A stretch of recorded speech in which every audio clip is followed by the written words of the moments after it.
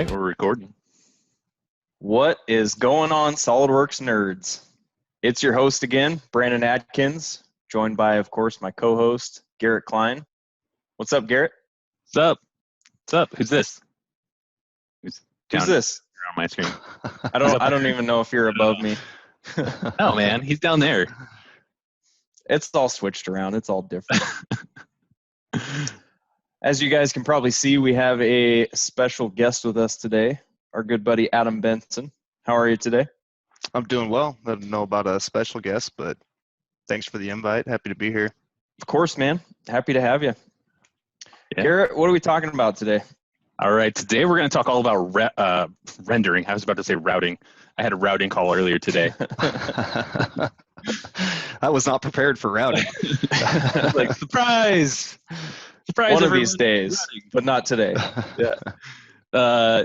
Yeah, I mean, SolidWorks has had a lot of different tools for rendering. I mean, you can even do kind of like live rendering with like Realview and stuff inside of SolidWorks, but it's not like true like photorealistic rendering, right? When we're talking about photorealistic rendering, we're talking about PhotoView 360 and Visualize, SolidWorks Visualize, right? Right. Both like really powerful tools, and I think that there's definitely a place for both of those, right? My personal feeling is that one is far superior to the other one, just from a technology standpoint, and I think you guys would probably agree with me on that.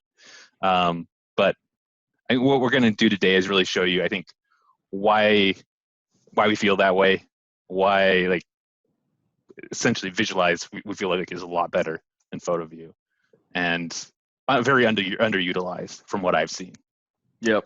I think the reasons will be pretty clear. I agree with you there. There's definitely a lot to talk about. So we'll kind of, I guess, maybe start with a little bit of history on it. Like when I started using SolidWorks, they had the PhotoView 360 tool, or was it called PhotoWorks before that? Like shortly got renamed after I started. I didn't even remember that. Yeah. It was only external or was it only internal? I can't remember. Then there was an external program. I don't know. I think it was external. I remember it that was, now. Huh? Yeah, PhotoView was like a standalone program. Yeah.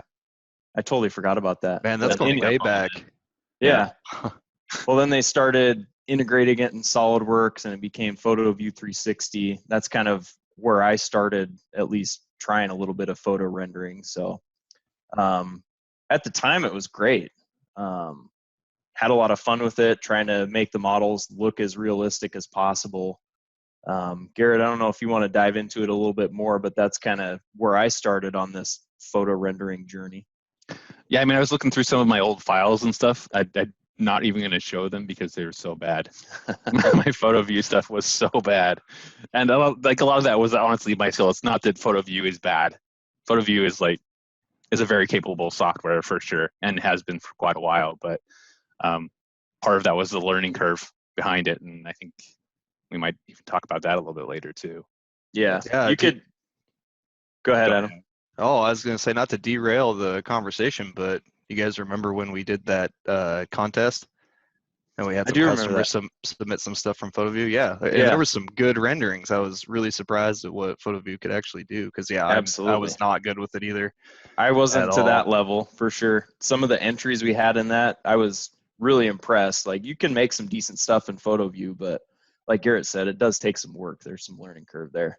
Yeah. Yeah.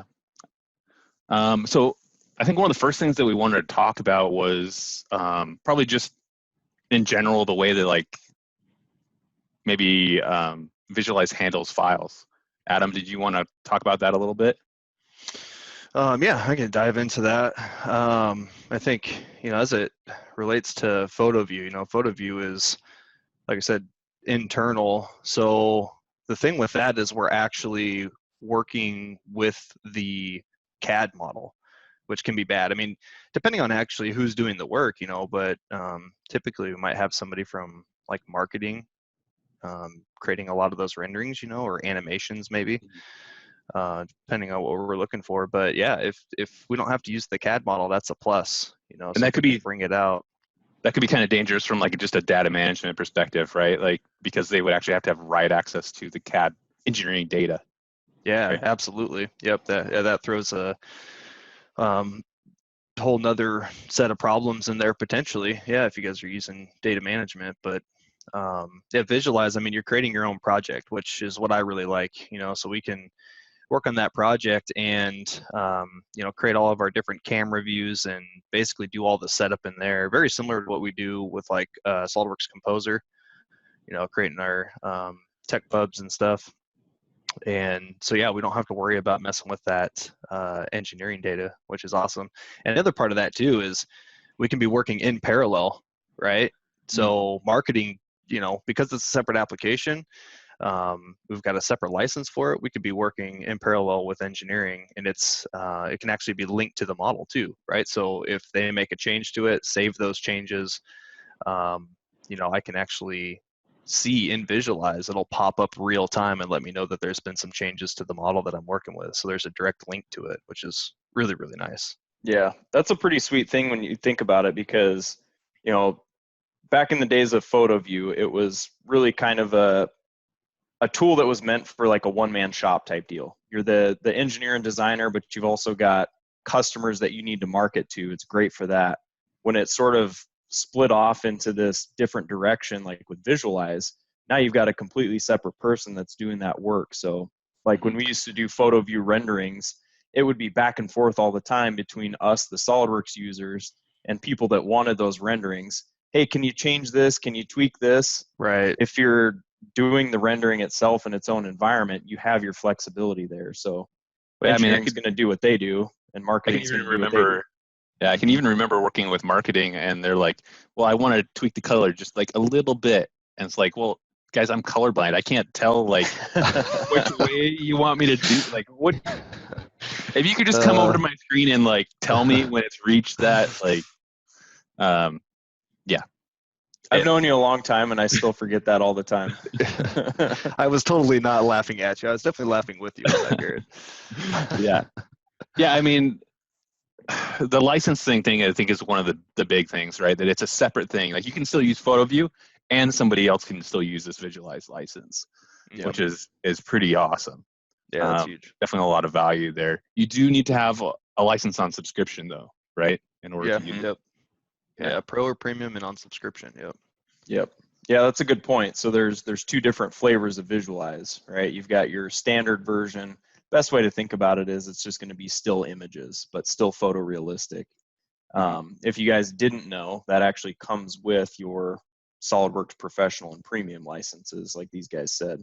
But there's also the second flavor of Visualize for anything that requires motion. If you're going to do animations or 360 photos, anything like that, you're going to need Visualize Pro to do it. Yeah, even like configurations, right? For configurations, don't you need that too? Yeah. And lighting to some extent. I think you're limited to the number of like lights and stuff that you can do. There's kind of ways around that. But there's some pretty sweet lighting options in Pro for sure. Yeah, definitely some added benefit there. Yeah. I think the next thing I wanted to talk about really quick was just kind of getting started with it. Like, what is, to me, like one of the biggest benefits with Visualize is really the learning curve. That it's so easy to use. And I'll go ahead and show really quick my screen. Probably one of the things that really helped me get started with it here. Can you guys see Visualize? All right. Yeah. Yeah. It's the tutorials over on the side here. If you go to the sample documents, they have this Camera project that you can open, and I'm sure we'll get into this a couple of times probably today. But it's always my favorite. Yeah, the Camaro is Love pretty that sweet. project. It's got some good stuff going on. But they have some videos here that you can watch.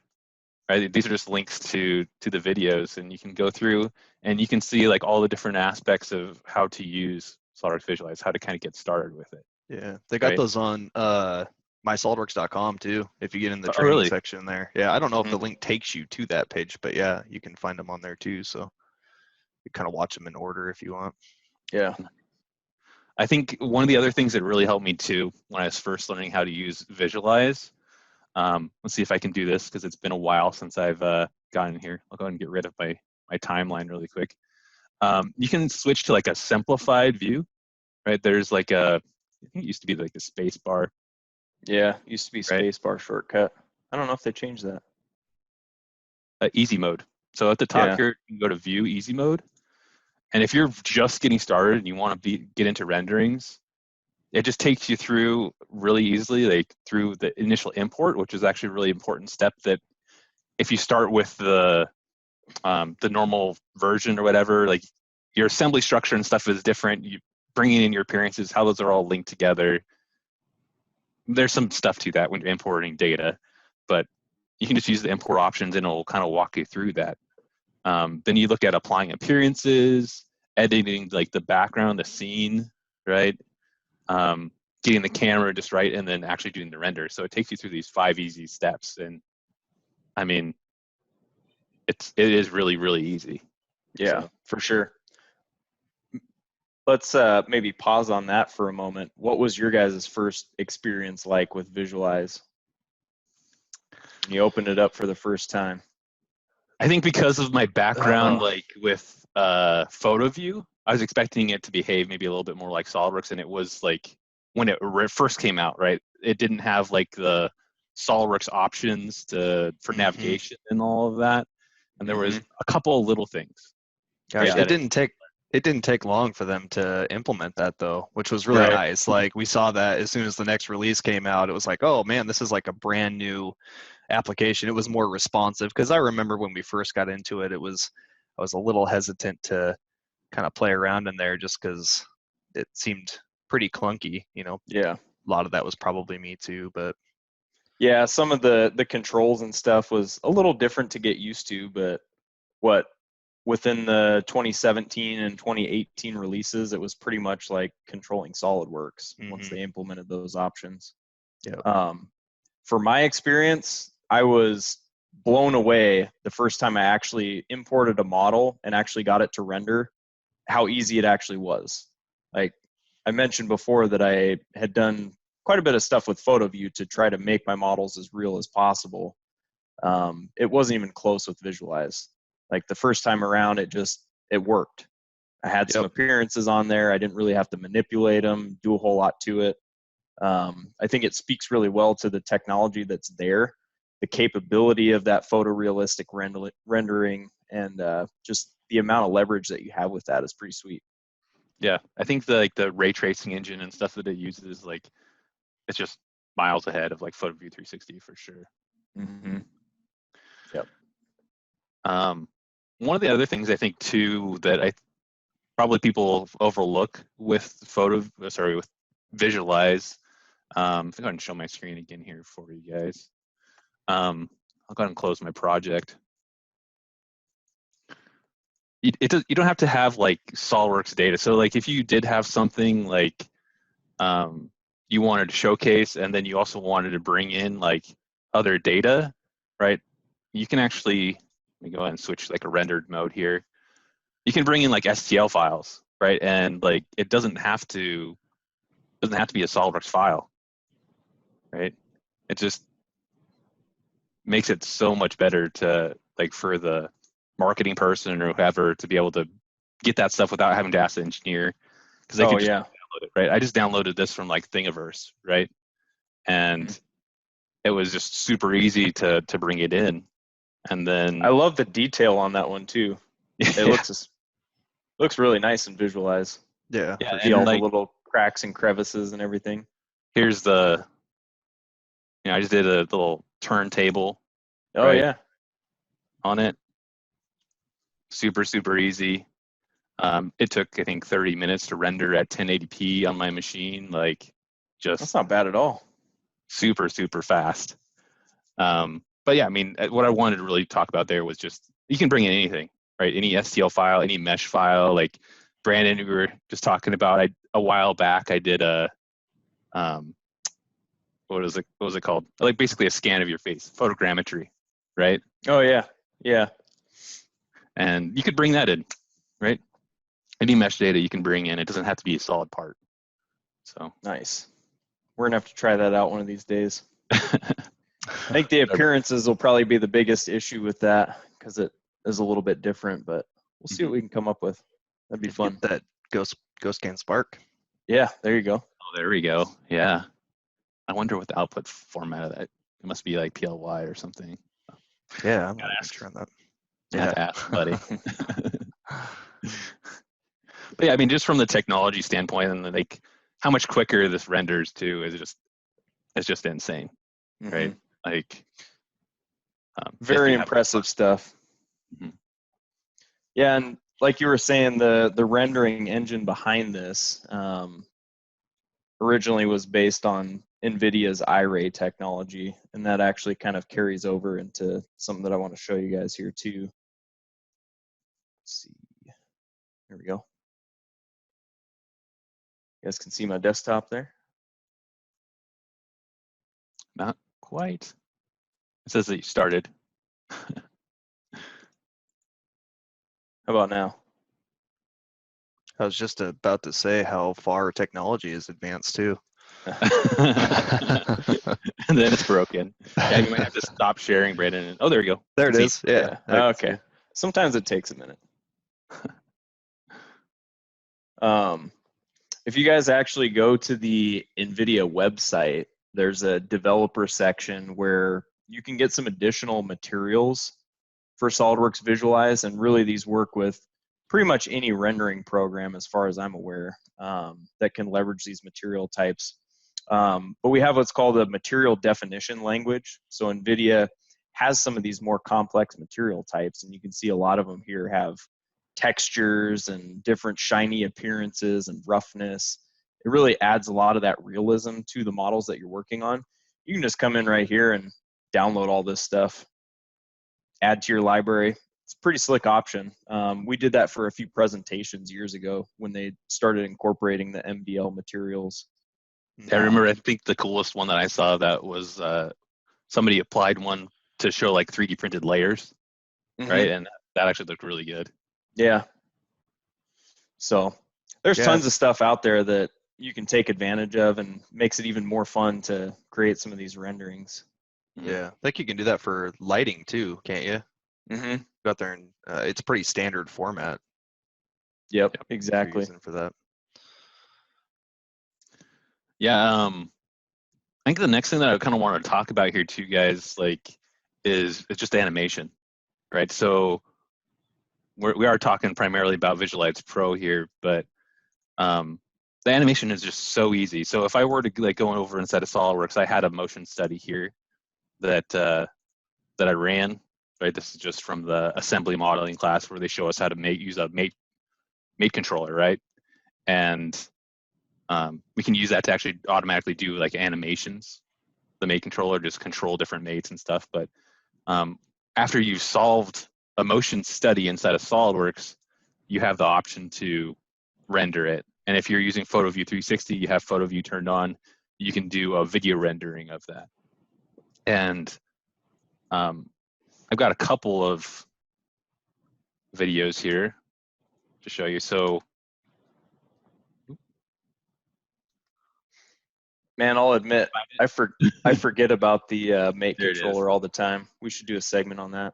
So here's one from PhotoView, right? And you can see it's pretty, like, I don't know what you want to call it. It's not great. Yeah, that's something I would create for sure. I did not spend any time on this, right? And I went with like a lot of the default settings. It's only like 7.5 frames per second. Like, yeah, it could be a lot better. This is not a great representation of what PhotoView can actually do. But yeah, and that's like I said before, you know, you can get to a great point with PhotoView, but it takes a lot of work. Like just the initial output that I was used to seeing when I first started with it, it was about on that same level, kind of grainy, didn't really have the right lighting. But and I mean, even just like without PhotoView turned on, like this is probably like a little bit better than what we saw with PhotoView. Like it's just right from SolidWorks, yeah. Just right from SolidWorks, just the screen capture, you know. It doesn't have all that other busy stuff going on, like the graininess is kind of distracting even. Right. But something like that, what you just showed, just standard output from SolidWorks, that might be good enough. But if you want to take it to the next level, that's really what we're talking about here. Do you remember what the frames per second was on those? 7.5. It was really low, really low. Because that allowed me to make the rendering a lot faster, of course. But it's really rough. bringing it into Visualize and spending like basically, I think maybe I just drag and dropped appearances on it and then hit go. This is not like a high frame rate either. And all I did was capture keyframes around the model. Like, it just looks so much more impressive. That's a good comparison, though. I mean, you know, I spent if literally you're like, using a lot of the, you know, just the defaults. Yeah, this is literally like maybe 10 minutes of work on this, right? I think to render this was a comparable amount of time, honestly. Nice. Yeah, it looks really good. I like the carbon fiber appearance. Got the logo on there. Everybody loves Changes in carbon camera. fiber, right? Yeah. Change the camera angle a little bit. And that's super easy to do. Mm-hmm. Yeah. You know, basically, so this is actually something that we talked about earlier that is actually linked to the CAD file, right? Mm-hmm. And I modified that document so I can actually choose whether or not I want to update it, right? And Oh, yeah. I can just say open. So that's what Adam was talking about earlier. I wanted to show that. So Yeah. that so you can Nice. see. But the motion tool, I think, honestly, like the SOLIDWORKS motion, not to say anything bad about SOLIDWORKS. I love SOLIDWORKS, you guys, but the motion tool inside of SOLIDWORKS has always been a little bit of one of those things that drove me a little bit nuts. And I don't think you're alone on that, though, either, Garrett. yeah. I mean, the motion tool here inside of Visualize is so easy to use. Like I said, I just created keyframes, so I just moved to like a specific time, right? And I got the camera kind of like where I wanted it. You can see it added a key because I have auto keying turned on. And so now it will automatically go there, and then it will go over to the next key that I have. It's just very intuitive, very easy to use.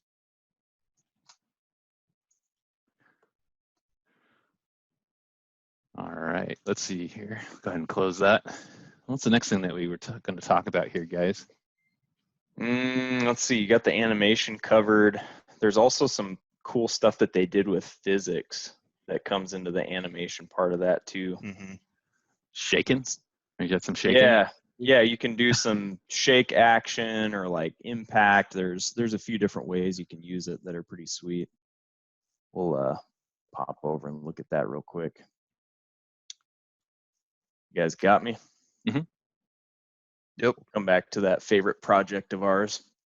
So actually, if you have Visualize Pro and you were to go open up that Camaro project, it has some stuff already set up in it for vehicle controls. They have a very specific physics engine for some of this stuff, and some of it's based on vehicle controls. So that's kind of fun to just play around with. If you select one of your models in Visualize and take a look at this physics tab if you have Pro, they have a few different simulation types like Garrett alluded to. You can do like some of the dynamic motion if you wanted to shake objects, you know, like fall into a bin or something like that. We've seen plenty of examples of that before. But this one's kind of interesting because you can set it to that vehicle mode. And there's different ways that you can actually allow this to behave. So the way they've got it set up in this project is just with the option to turn the vehicle. And if you show that simulation manager with the object selected there. I'm just going to do the regular preview screen for mine. Yeah.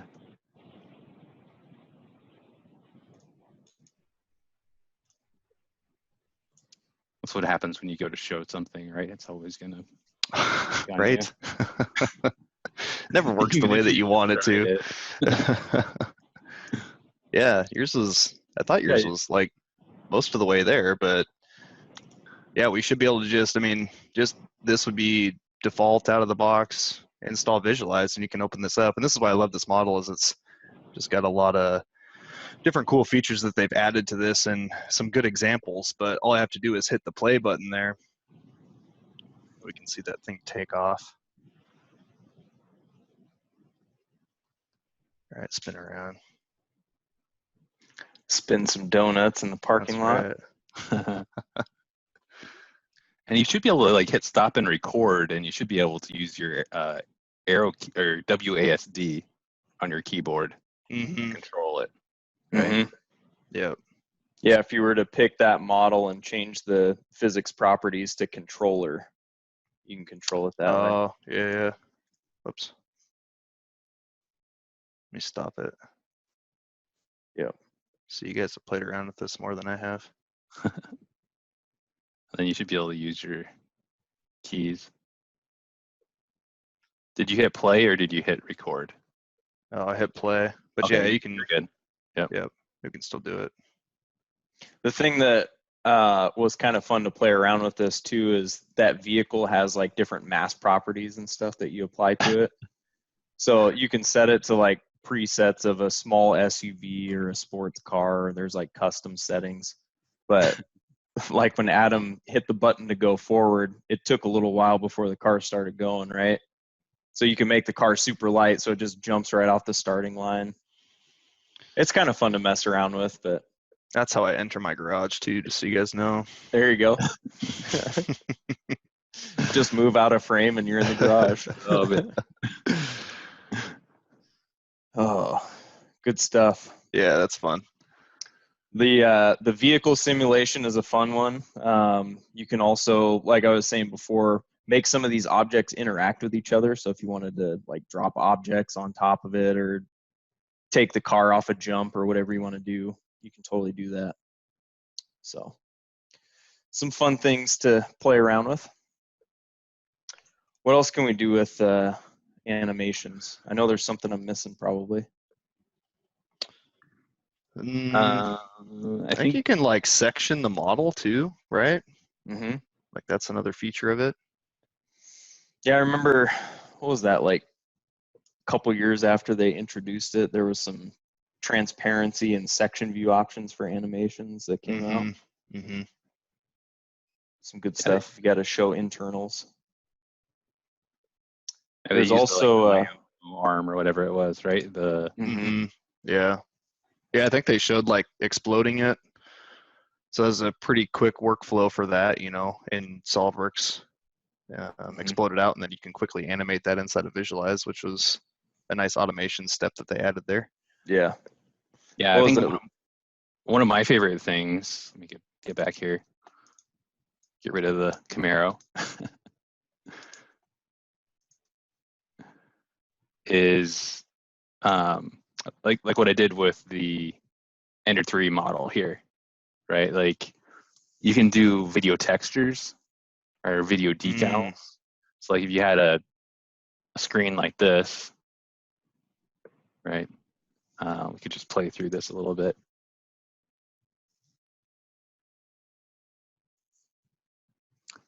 Right, and it would actually go through and show your screen updating there, right? Going through the user interface to make it look a lot more realistic. I just recorded that with a camera and then applied it to that face.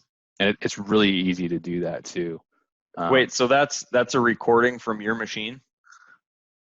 Yeah, it is. That's cool. That's cool. Playing around with the knob on there, and if I, had spent a little bit more time on it, I could like move the knob and stuff while it's going up and down the menu screen. Like way cool. Yeah. I figured you downloaded that somewhere, like somebody already created a video for the screen on that printer. That's awesome. Yeah, and these decals are really easy to add too. Like if I go in and use the phone here, I believe there's already a decal applied on the appearances tab here for that screen. I can go and get rid of it. And so I did one for my phone here too, just for fun. We should be able to just drag and drop it. So let's see.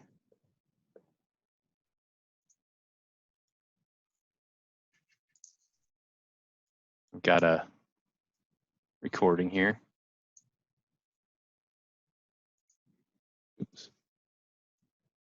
All right, I need to actually, right click, add new decal, video. Right. And then I can go to this location. So I get you guys out of the way.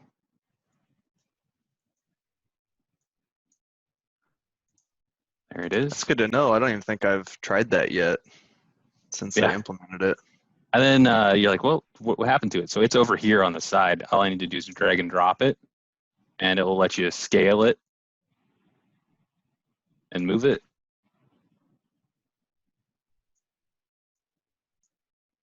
Can you do that in like preview mode? Because I think you're rendering too, right?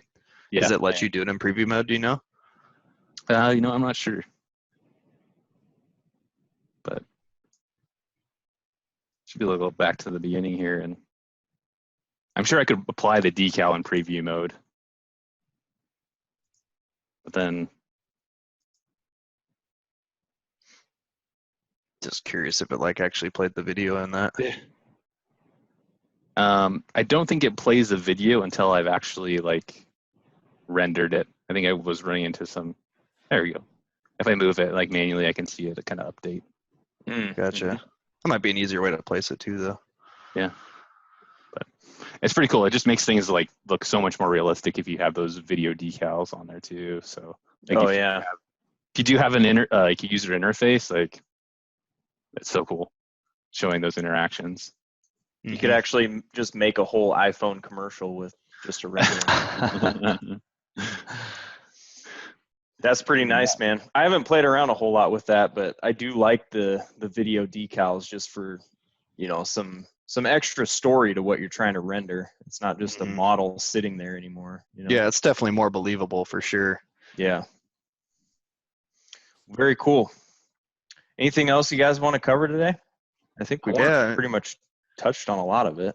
Yeah. Well, really quick, I mean, while we're on the topic of outputting files from Visualize, there's more that we can do, right? We can render just still images. So we've got animations, but we can do like 360-degree rotations and stuff. So like, or like you would have on like a website, like you're like, yeah, like you know your e-commerce stuff. Right? Exactly. Awesome. Yeah. Let me show that real quick. I've just got this in HTML, which is just a default output here. But really, this is generating all the images. So we've got control over like how many images and like the rotation that it's going to do. So I can actually rotate this. Yeah, I can rotate this thing all the way around. I love this example too. I mean, it creates some pretty cool images for this thing. And this was done like years ago too. So like the render has gotten better, like appearances have gotten better. Yeah. Like, yeah. I need to go back through this and update it. That'd be pretty sweet. Yeah, definitely. Yeah, that would be a fun project for sure. Still pretty impressive. And especially today where we buy everything online, I mean, you're seeing more and more of this kind of stuff every day. So you might as well try to make it as realistic as possible because the people want to know what they're actually buying. You know. Oh yeah, that's so huge. So huge today. Still waiting for the day that I can try on a pair of shoes online before I buy them, but it's coming. It's coming. Yeah. They've gotten pretty good about, you know, giving you the measurements and things like that. It works out most of the time, but I'd still like to try it on. I still think there's bought a pair of shoes online. Haven't done it. Yeah. I bought some cycling shoes online, but I don't know if I'd buy like a pair of running shoes. I'd want to try them out first. Yeah. It'd be so much back and forth. I just don't. Anyway, one of these days. All right. We got some support topics we want to cover too, right? Yep. So I think today's support topic, what we want to cover, and I'm going to defer to Adam, Mr. Technical Support. I'm going to call you Mr. Technical Support today. Oh, thank you. So I see this question all the time in Essentials. So what happens, basically what's going on, like I have a part, I can see all the features of it, but where's my model? What happened? I'm hitting the F key too, right? So like if I zoom in over here, So my origin is over there. Uh-huh. I hit the F key because the F key will do the zoom to fit, right? That's the shortcut for it. Oh It's yeah, not there. Where is it? I've seen this one a lot. Can I right click on the part up here? There's not going to be anything in there, right? And what ends up happening, and I actually even do this myself because I go to come in and edit the feature. I'm sure you guys have hit this before too. Yeah. And you hide it. You hide the Mhm. feature because you can hide these features. But I only have a single body, a single solid body that gets created from here. So that whole part just goes away. So step number one for you to take a look at if you run into this problem, any feature, as long as it pertains to that body, you can right click on it and just look for that show icon there. Yeah. I think the other way that There's I've body. gotten there too is like just accidentally hit the tab key, right? Because you can always tab to hide. Yep. Right. Yeah. Hover over it, tab to hide. Yeah. All right. One of my And then favorite shortcuts. Oh yeah.